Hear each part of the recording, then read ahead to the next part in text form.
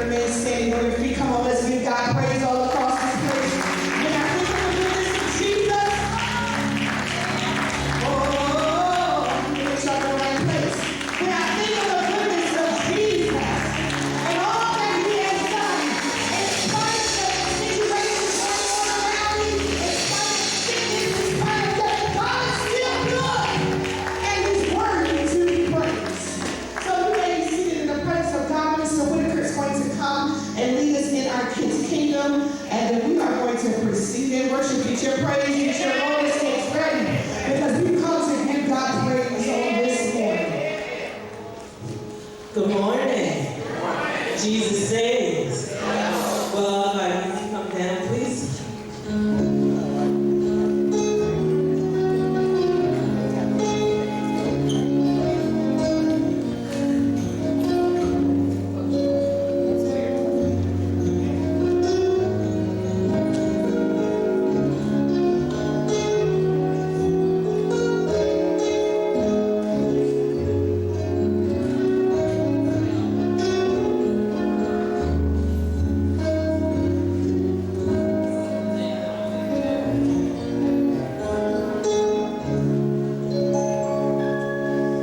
Good morning.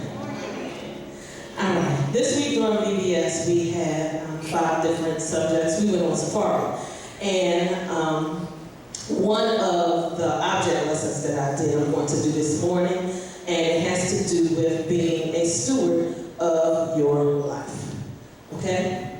So, on the table, we have a glass, which looks like a glass of wine, doesn't it? All right. So, what's in the glass is what's normally in us. Is this glass clear? I'm talking to y'all about that. Is this glass clear? No, the glass is not clear. It's colored, right? All right. So, what's normally and naturally in us is sin. And because we have a sinful nature, we try to do things to get rid of it. So, I want you to stare at the glass really hard. Try to change the color. You sure you can? It's red. You can't change it just by thinking about it? If I swirl it around, you think it's going to change? No change.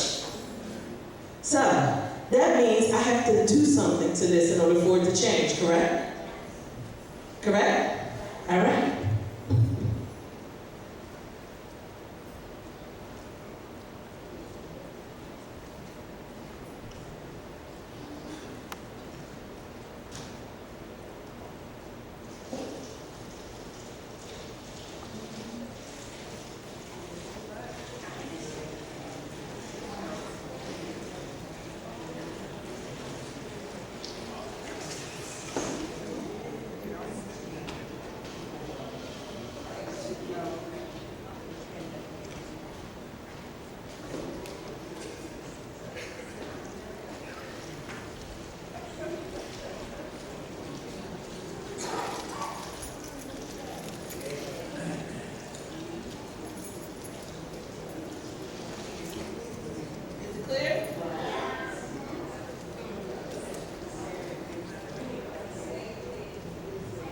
Is it clear? All right. So, what just happened? Put water in there and it changed. I poured water until it changed. Did it change right away? No, it did not change right away.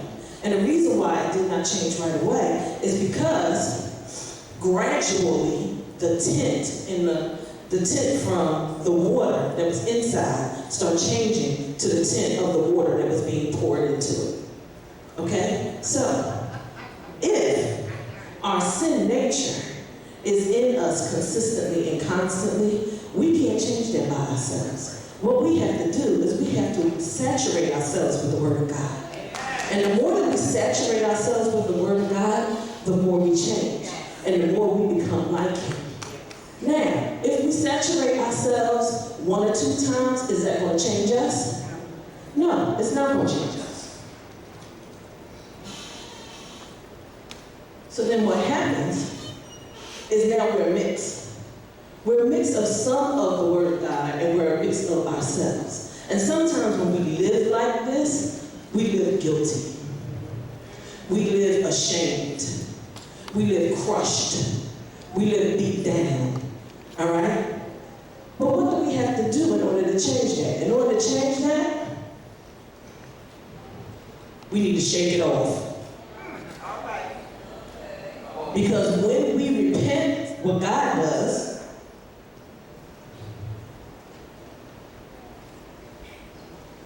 is He refills us. And when He refills us, He gives us a part of His nature. And the more that we get a part of His nature, the less we are of ourselves. So that means once the change happens, the things that surround us don't affect us the same way that they used to. Is there anything in this cup? There's no tin in this cup, is there? But is it touching it? Is the tin touching the cup?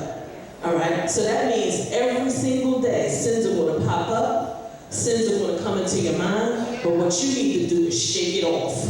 Repent and remember the word that God gave you. All right, what's our scripture? I decided to read it in the Message because that's more effective. It's Romans, I need this because I'm going to go. It's Romans 12, 1 and 2. And I'm going to read it in the Message.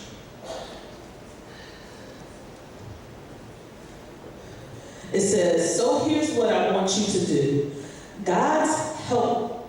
Here's what I want you to do. God helping you. Take your everyday, ordinary life. You're sleeping, you're eating, you're going to work, you're walking around life, and place it before God as an offering. Embracing what God does for you is the best thing you can do for Him. Don't become so well adjusted to our culture that you fit into it without even thinking. Instead, fix your attention on God. You'll be changed from the inside out. Readily recognizing what He wants from you, and quickly respond to it. Unlike the culture around you, always dragging you down to its level of immaturity, God brings the best out of you, develops well-formed maturity in you. Amen? All right. I need a reader. Not a reader, a prayer. I need somebody to come pray. Don't make me choose. All right, John. All right, I need one of the big ones to pray behind me.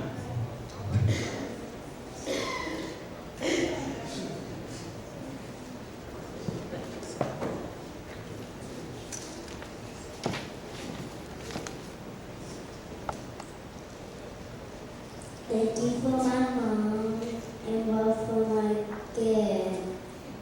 I miss them so duper super much. And I miss them so duper Mama and Papa. Leisha. When I tried to call her, she didn't answer.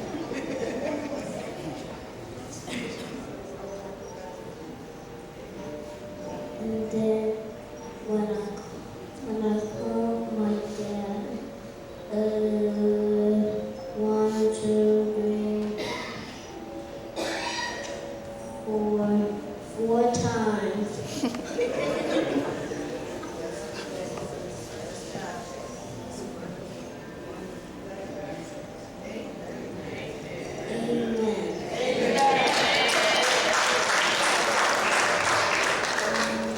Dear Heavenly Father, you're the King of Kings, you're the Lord of Lords, you're the Prince of Peace, you're the great I am, Lord. There are so many names we can call you, Lord, today. Dear Lord, I thank you for everybody who came, Lord, today to praise your name, Lord, on this Sunday, Lord. Dear Lord, please bless Bishop Sutton, Lord, as he gives us the word, Lord, that we can use every single day, Lord. Dear Lord, please bless the rest of my friends and family, Lord. Please bless all of my classmates, Lord, in my school, Lord. In Jesus' name I pray, amen.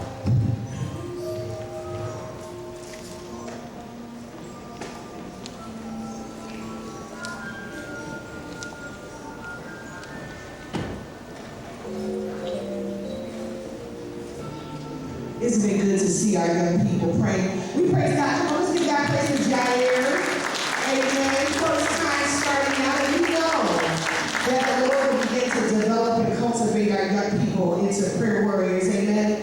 But we give God praise for effort. Amen. Amen. We celebrate attempts, but we realize that even at 4 years old or 3 years old, God can use them and God can develop them. Well, this is the day that the Lord has made. This is the day that the Lord has made, and we've come to rejoice and to be glad. If you are glad to be in the house, Lord, why don't you jump to your feet and give God praise? Jump as fast as you can. I know some of don't jump too fast. But if you come on, why don't you stand and let's give God praise in this place, for He is a great and a mighty God. He's wonderful. He's mighty. He's matchless. And we come today. And as we begin to enter into worship today, let us be ever mindful that God didn't have to do it, but He did. And let us also be mindful of the fact that if God doesn't do anything else, He's already done enough. When you think about where God has brought you from and where God continues to bless you over and over again, God has done enough, and for that I am grateful. So this morning, let us enter into worship reciting Psalm 100 together in unison. Make a joyful shout unto the Lord, all ye lands.